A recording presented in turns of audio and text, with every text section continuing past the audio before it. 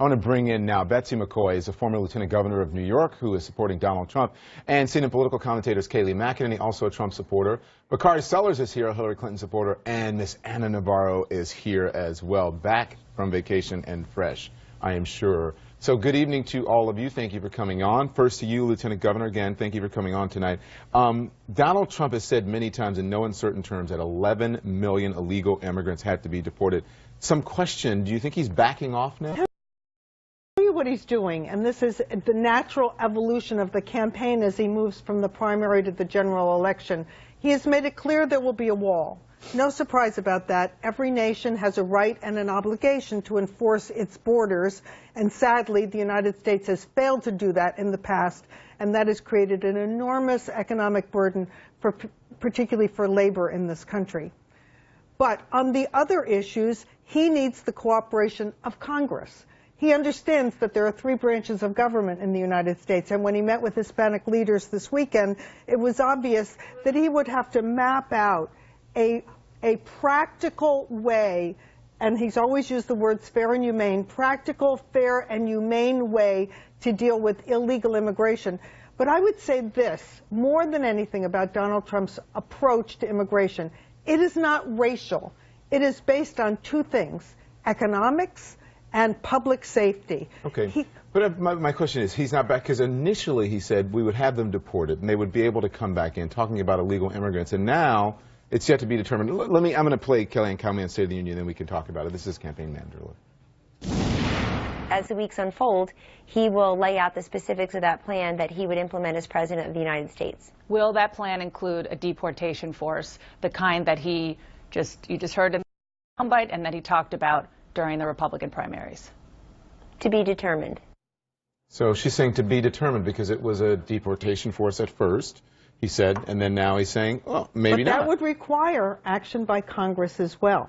And so naturally, as you move forward in a campaign and talk to all the constituents groups. As he's learned better? No, I think as you move forward in the primary process, he mapped out his values. He made it clear that enforcing the border and preferring legal immigration was his values. That's what he presented to the American people. And as I said, he strongly believes that every nation on earth has a right and obligation to enforce its borders and determine who comes in. Okay. Before I was going to get Kayleigh, but Anna, I know you're raring to get in. What did you want to say?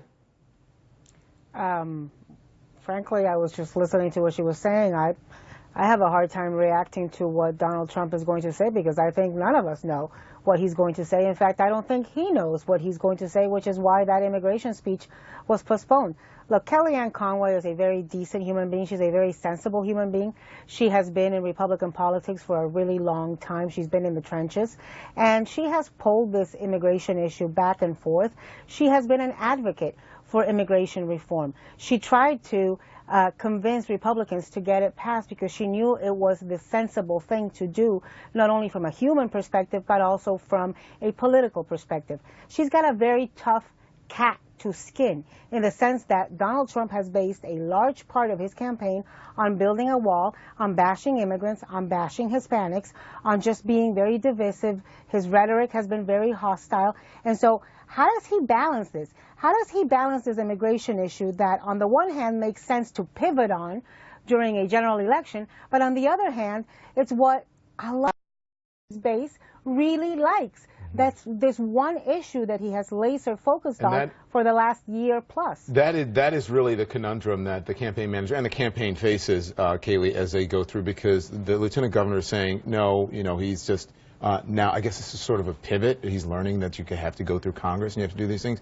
But initially, as we've been here for a year talking about this, he said they would have to go and then come back. Correct? You don't think this is a change in policy? I do think it's a change. But look, in the March debate, Donald Trump said something that I think was very smart. He said great leaders are flexible because they do have to work with Congress. You have to be flexible on the margins of your policy. What Republican voters care about is not sending illegal immigrants out of this country. That is not the #1 thing Republican voters care about. They care about having a secure border. They care about not having illegal immigrants on the street. So Donald Trump said, look, we're still going to build the wall. We're going to have the overriding principle of border security, but we're not going to do what this Democratic administration has done, which has let out 19,700 criminal illegal immigrants onto the streets, 800 with sexual convictions, 200 with murder convictions. That is the contrast that Donald Trump has put forward. He changed on this, and I think it was a good thing he changed on the margin of this policy. Bakari, if you can stand by, I want to get one more answer from Anna, and then I'm going to let you in. Because, Anna, this weekend, Trump met with, so while we're on the subject of immigration and Hispanic voters, he met with some Hispanic advisors. Do you feel like he is trying to find a way to pivot toward the center here? Look, I have no idea what he's trying to do. I think he's reading the polls, and I think he sees that he is in the teens in support with Hispanics, and that's very bad, particularly in some swing states like the one I live in Florida. The problem is that it is, frankly, too little too late. For 14, 15 months, Donald Trump has now been bashing Hispanics. He launched his campaign by calling Mexicans rapists, by saying they brought crime, and that, yes, there were some good people. He went after Judge Curiel because of his Mexican heritage. He kicked Jorge Ramos and Jose Diaz-Balart out of press events. He has done thing after thing after thing that has been to many Hispanics. You don't start building a relationship with a community less than 3 months before an election. This is something that takes a lifelong commitment, that certainly takes a long structure. Now, I will tell you, I do think that it's important to recognize that Hispanics, like African Americans, like every other group, are not one homogeneous blob, and there's difference of opinions. As far as I'm concerned, he has burnt the bridges. There are others who feel different. Governor, you want to respond? I don't believe he has burnt the bridges, because there's a very large Hispanic community in our country who respects the law, who obeyed the law if they came in as immigrants themselves. They are hardworking people. They want to see economic success in this country. And for those people, as for many other Americans, they understand that immigration is not a racial issue. It's an economic issue. Look at our northern border to Canada. Just a moment. Look at our northern border to Canada, which welcomes in more immigrants even than the United States, proportionally. But they have a rule. Never mind what your ethnic origin is. If you can demonstrate that you can make a contribution to the economy, that you are self-sufficient, that you are educated and have skills and can support your family, welcome in. And that should be the rule in the United States. Yeah, it's not a racial issue. I guess that's why Donald Trump has suggested a wall with Canada. I know. I just think that the lieutenant governor is just completely wrong when she states that this hasn't been racial whatsoever.